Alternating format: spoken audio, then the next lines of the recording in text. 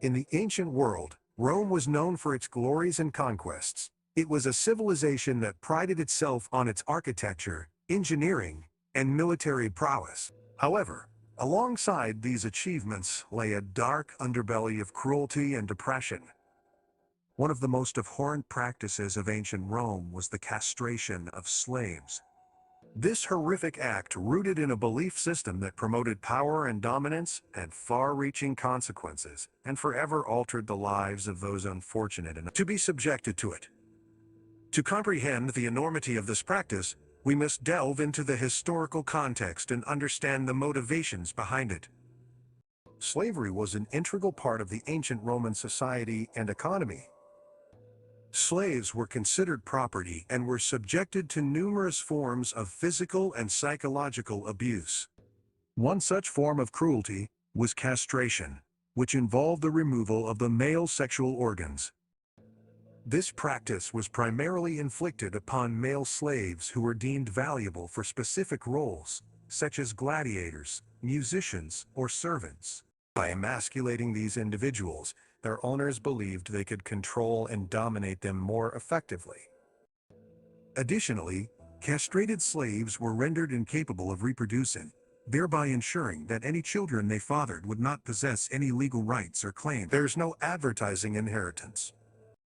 The castration procedure itself was nothing short of barbaric, conducted with little regard for the well-being or dignity of the slaves. Depending on the desired outcome, different methods were employed. The most common technique involved using a metal clamp to crush the testicles, followed by their removal through a crude incision. This excruciating procedure was often carried out in unsanitary conditions, leading to severe pain, infection, and occasionally death. The few lucky ones who survived faced a lifetime of physical and emotional torment, enduring both the physical consequences of the procedure and the psychological trauma of being emasculated. The motivations behind the castration of slaves in ancient Rome were deeply rooted in the power dynamics of the society. Emasculating a slave was a way to assert dominance and control over them. By removing their ability to reproduce, slave owners sought to eliminate any potential threats to their own power and status.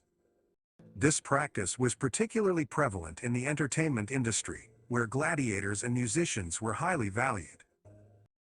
Castrated slaves were deemed more obedient, resilient, and easier to manipulate. Their diminished physicality also made them less of a threat to the free male population, alleviating fears of sexual competition.